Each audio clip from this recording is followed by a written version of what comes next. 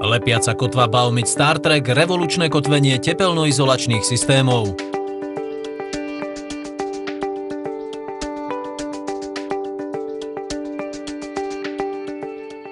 Lepiaca kotva Baumit Star Trek jedinečným spôsobom využíva možnosti, ktoré poskytujú vysokokvalitné lepiace zmesi Baumit a zásadne mení zaužívaný spôsob kotvenia izolantu v tepelnoizolačných systémoch.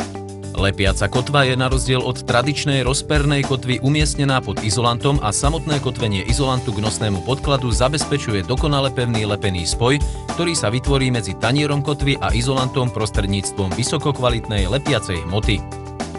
Osadzovací raster pre lepiace kotvy vyznačíme pomocou značkovacej pomôcky. Lepiace kotvy Baumit Star Trek osadíme na ploche v rastri maximálne 40x40 cm a vo vzdialenosti asi 10 cm od coklového profilu, od hrán budovy, okenných a dverných otvorov. Lepiace kotvy Baumit Star Trek vložíme do vyvrtaného otvoru, následne zatlčieme plastový alebo zaskrutkujeme oceľový trň kotvy. Bezprostredne pred lepením izolačných dosiek nanesieme na osadené lepiace kotvy Baumit Star Trek tzv. Lepiaci koláč z lepidla Baumit Star Contact, Open Contact alebo Pro Contact v hrúbke asi 20 mm. Následne realizujeme nalepenie izolačných dosiek zvyčajným spôsobom, pričom lepidlo sa na dosky nanáša metódou okrajovej húsenice a 3 lepiacich bodov. Aby sa odstránili drobné nerovnosti, pristúpime najskôr 24 hodín po nalepení k prebrúseniu polystyrenových dosiek.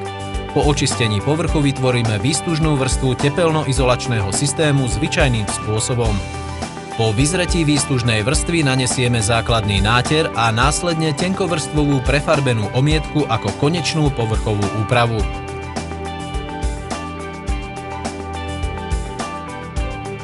Lepiaca kotva Baumit Star Trek, revolučné kotvenie tepelnoizolačných systémov. Žiadne tepelné mosty, žiadne obrysy po hmoždinkách, žiadne prekvapenia pri vrtaní do podkladu. Baumit Star Trek šetrí náklady, šetrí energiu, šetrí čas. Baumit. Myšlienky s budúcnosťou.